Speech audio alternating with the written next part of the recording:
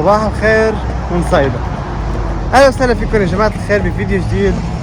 اليوم حبيت اعمل تجربة جديدة واللي هي انه اطلع على صيدا وجرب اقضي فيها اكثر وقت ممكن اقدر اقضي فيه. فخليكم معي لنشوف شو ممكن نعمل. هلا اول شيء خلينا نروح نلاقي مكان نقعد فيه، بعدين مكان ناكل من عنده. ويلا. حاليا يا جماعة الخير انا صرت هلا باسواق صيدا القديمة، بس مثل ما شايفين العالم كلها مسكرة. ليش؟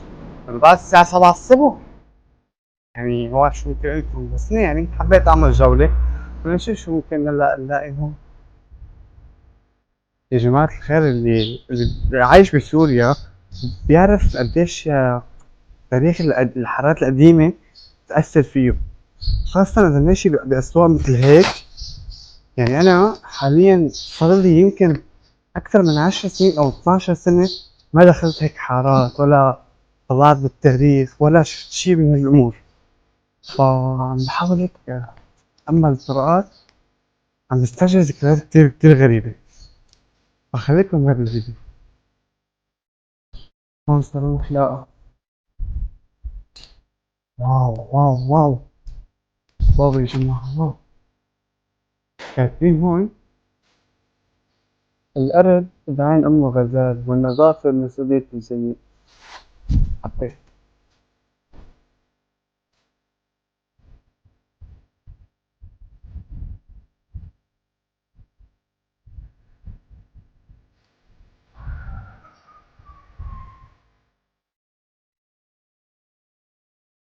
يا جماعة اللي مرق بصيدا بحس حاله ماشي بباب الحارة أقسم بالله. يعني بتشوف هيك الزوايب الصغيرة الداخلية هالقصص، يعني شي مو طبيعي ما شاء الله. يعني عليكم صح شي كتير منظم. بس شو اللي بقولكم عيش كتير بتشوف كتير النظافة مسؤولية الجميع يا أخي. هالجملة أسطورية.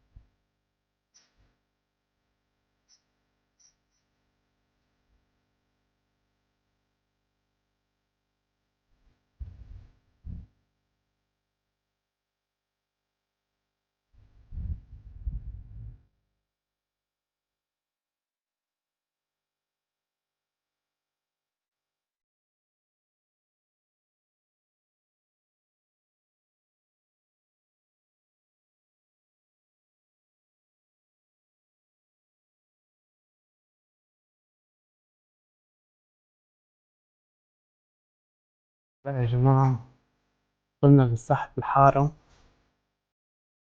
ما شاء الله، عن جد ما شاء الله. اسمها ساحة باب السراي والنازل. شو هي؟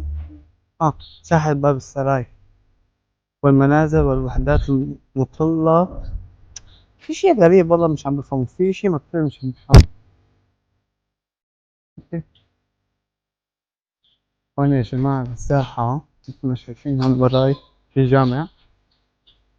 هون اسمه جامع الشيخ، عشان كيف قدامي العسل.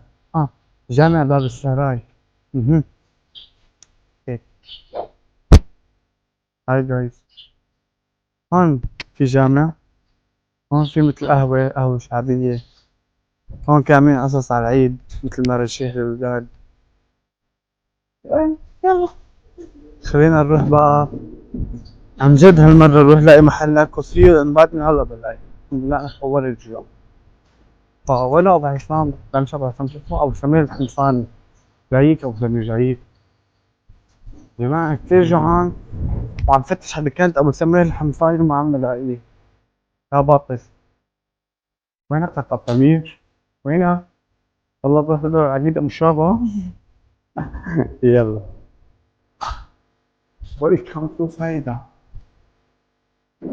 اوكي يا جماعة، هيك بكون خلصت من جولتنا بصيدا القديمة. وهلا بدنا نروح ناكل لأن بعد هلا ما أكلت ولا لقمة وأنا كتير جوعان. فيلا نشوف وين بدنا نروح. اوكي يا جماعة، لقيت مطعم اسمه مطعم ايام زمان. فوت ناكل. ايه ده مدخل المطعم؟ يلا نشوف. يلا.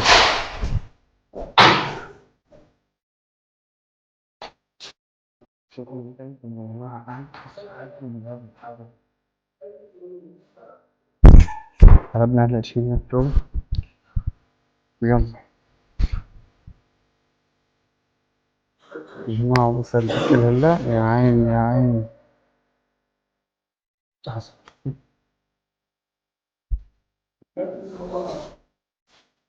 كان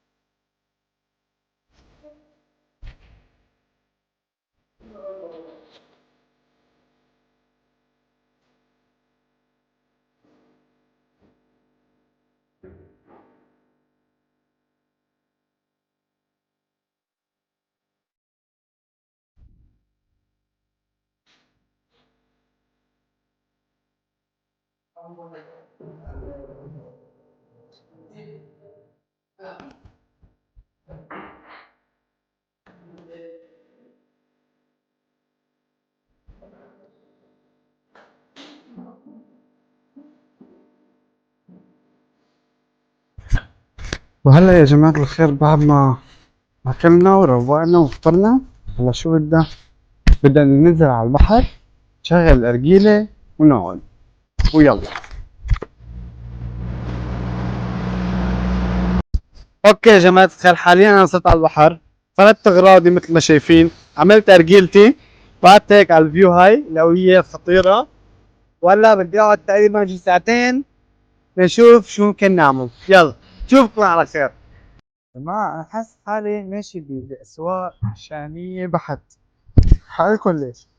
لأنه اللي عم شوفه يا جماعة هو كله مثلا محلات أكل ولحمة وقصص، ففي أشياء حاسس حالي ماشي بسوق الحمدية بالشام. والله حبيت إن شاء الله. المهم يا جماعة الخير، أنا هلا ماشي بشارع كانوا يقولوا له بالزمانات القشلة. فهون مثل ما شايفين في مطعم فول وراي، عمره أكثر من 125 سنة.